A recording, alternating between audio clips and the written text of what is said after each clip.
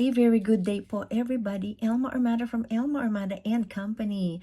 Very, very good news po ito para sa ating healthcare workers. Finally, sequel po ito sa aking previous blog about the home care worker immigration pilots. Okay, finally po, ito na po yung information na bago na kararating lang. So, again, very happy po kami. There will be 2 streams that are going to be under this program. The first stream is workers in Canada. The second stream is applicants not working in Canada. So yan po yung ating mga healthcare workers outside Canada. Okay, so malinaw po ang information ngayon with respect to the experience or training certificate na required. Okay, so the experience that is required is at least 6 months work experience, recent and relevant po sa job offer na ibibigay sa inyo. Kung wala po kayong experience na 6 months pero meron kayong caregiver training credential, pwede na po yun. Okay, so dati hindi malinaw. So again, requirement is 6 months related and relevant work experience sa job offer or caregiving training credential, okay? You do not need Canadian work experience yung mga nandito po sa Canada. And also if you are if you have an open work permit, ito po, magtrabaho po kayo as a caregiver and gain the necessary work experience, or kung meron po kayong training certificate as a caregiver, pwede po kayo dito, eligible po kayo. Again, it's a permanent resident application for you and your family. So how good is that? Okay? Okay, so ngayon po, malinaw na din kung sino ang pwedeng magbigay ng job offer. So for those employers na nakikinig po, na followers po natin, para din po sa inyo ito. So if you are an employer who is looking for a caregiver to care for your child at your home, so sa children nyo, or sa elderly, sa parents or grandparents nyo, sa loved ones nyo na may kapansanan, kailangan nyo po ng caregiver, pwede po kayong magbigay ng job offer sa kanila. Alright? Ito po. Also, if you are an organization po, pwede din po. Ito na po, malinaw na po. Kasama po ang organizations na in healthcare caregiving facilities na pwede po nang magbigay ng job offer, and I will read them para po malinaw na po.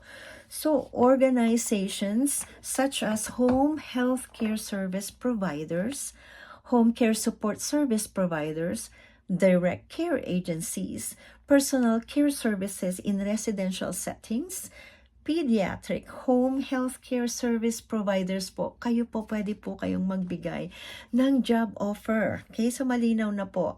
Hindi po pwede kung recruitment or placement agency po kayo. Kayo po hindi po qualified yon. So how good is that? So napakaganda po talaga. Mas manilaw na po kung sino ang pwedeng magbigay ng job offer. Okay, so again, I will reiterate ang requirements for the applicants. Anong kailangan other than the job offer? So kailangan po English proficiency is CLB4, napakadali po niyan. So IELTS or CELP po pwede, okay? Kailangan po may educational credential assessment. And dapat po equivalent to at the very least Canadian high school diploma. So napakadali po niyan, 'di ba? Okay? Experience, again, 6 months related and relevant work experience to the job offer that you are being offered. Kung wala naman pong experience, pwede din po ang related caregiver training credential. Yan po. So, training certificate, pwedeng po yan. So, napakadali po, di ba? So, again, we would be happy to answer any more questions, or kung kailangan niyo po ng assessment or hindi pa rin po malinaw, please don't hesitate to contact our office. For those of you who are also wanting to get processed, dahil meron na po kayong person in mind or naghahanap po kayo ng caregivers, we would be happy to process everything for you. So for those who are looking into the PR application, we would be happy to process the PR application. Okay, so again, our phone number is 403-608-5446 po, and we are located in Calgary, Alberta. And of course, we also have clients outside Calgary or outside Alberta. We can definitely help you po. Just make an appointment. We'd be happy to talk to you on the phone or virtually po.